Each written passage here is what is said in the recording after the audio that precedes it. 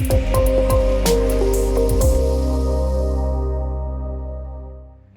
everybody, Ryan Jason with the Lighting Boss. I just want to talk about installing your standard uplight.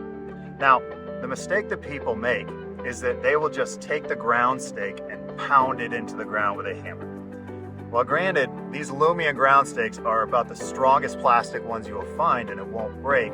It's still not good in order to be able to sink this thing into the ground. So what we want to do is we either want to use a flathead shovel just to open up a hole and then slide the fixture in it, or we want to use a drill with an auger and simply place it in the hole and set it there. Now, when we're doing our connection, I always want to make sure that I'm keeping my wires free of debris.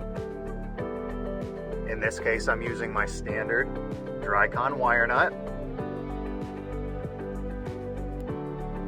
I'm making sure that after I twist in place, and I can no longer twist, I pull, I tug.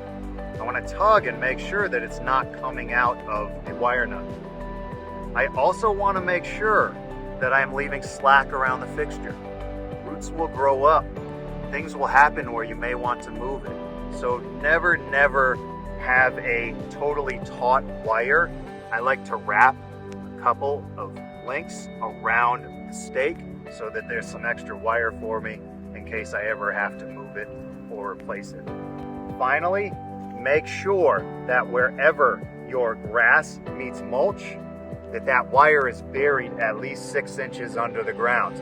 Otherwise, an edger will come by and hit it, and that will be a service call for you.